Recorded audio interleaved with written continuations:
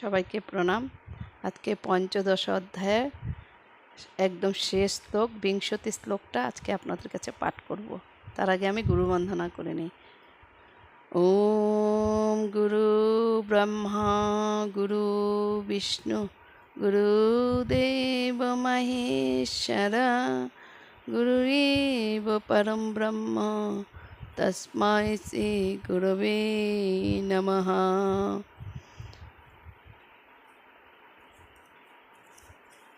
আমরা এখন ওম শ্রী পরমাত্মনে নমঃ অথ পঞ্চদশ অধ্যায়ঃ পুরুষোত্তম যোগ শ্রীভগবানুবাচ। বিংশতি শ্লোক। ইতি গৃহ্যতম শাস্ত্রমিদমুক্তম মায়া নঘো এতদ্বুদ্ধ্বা বুদ্ধিমান স্যাৎ কৃতকৃত্যশ্চ ভারত। কি সুন্দর! হে নিষ্পাপ অর্জুন, এইরূপে আমি তোমাকে অত্যন্ত রহস্যযুক্ত গোপনীয় শাস্ত্রের কথা জানালাম। এই তত্ত্ব জেনে মানুষ জ্ঞানী ও কৃতার্থ হয়।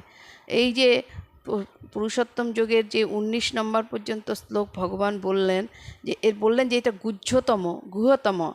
গুহ্যতম শাস্ত্র মিদমুক্ত মায়ানঘ এতদ্বুদ্ধ্বা বুদ্ধিমান স্যাৎ কৃতকৃত্যশ্চ ভারত।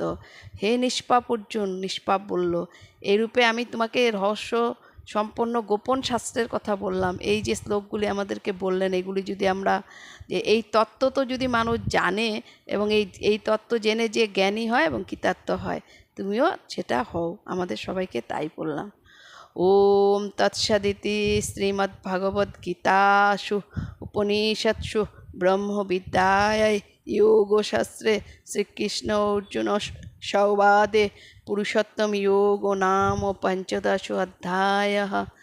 ওম শ্রীকৃষ্ণার্পণমস্তু। হরয়ে নমঃ, হরয়ে নমঃ, হরয়ে নমঃ। সবাইকে প্রণাম। জয় শ্রীকৃষ্ণ। রাধে রাধে। জয় ভগবান।